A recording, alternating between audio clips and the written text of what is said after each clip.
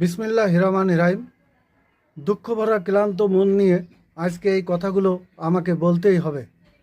বাংলাদেশের শেয়ার বাজারের যে অবস্থা, এইভাবে যদি চলতে থাকে ৩৩ লক্ষ বিনিয়োগকারী অলরেডি তো আমরা পথেই বসে গিয়েছি। তারপরেও আমরা আপ্রাণ চেষ্টা করছি যে হয়তোবা কালকে ভালো হবে। আসলে কালকে বলে কোনো শব্দ নাই, প্রতিটা দিন একই অবস্থা।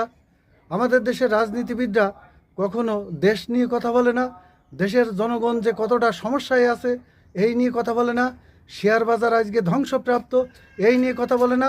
তারা কথা বলে শুধু রাজনীতি আর ভোট ভোট ভোট, এই ছাড়া তারা কিছু বোঝে না। দেশের অর্থনীতি আজকে কোথায় আমরা জানি না, কিন্তু শেয়ার বাজার কী অবস্থা আমরা সবাই জানি। খুব দুঃখ হয়। আমাদের দেশের সাংবাদিক ভাইদেরও বলবো, আপনারাও ঠিক তেমনই। আপনারা শেয়ার বাজার নিয়ে কোনো সংবাদ পরিবেশন করছেন না, এটা কেমন কথা?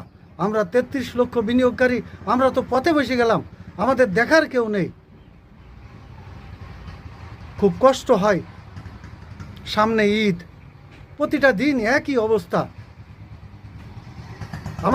আমাদের কি দেখার কেউ নেই? আমাদের দেশের বিরোধী দলরা, আপনারা তো শেয়ার বাজার নিয়ে একটু কথা বলতে পারেন, তা তো বলবেন না।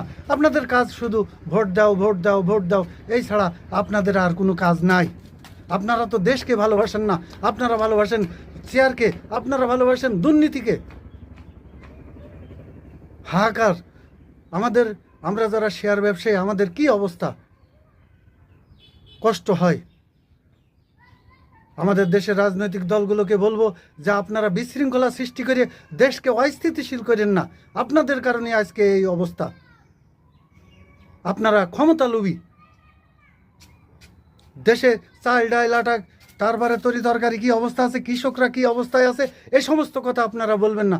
আপনাদের দিন শেষে একটাই কথা, আমরা নির্বাচন কবে দেবেন। এটা তো কোনো রাজনৈতিক দলের কথা হতে পারে না, এটা তো পাগল ছাগলের কথা। আজকে এই কথাগুলো কেন বলছি? শেয়ার বাজার নিয়ে কেউ কথা বলছে না, কথা বলছে কি নির্বাচন। দেশ ধ্বংস হয়ে যাচ্ছে, কথা শেষ কি নির্বাচন। শালা ভিক্ষুকের দল। কষ্ট হয়। আমরা ৩৩ লক্ষ বিনিয়োগকারী আজ পথে বসে গিয়েছি।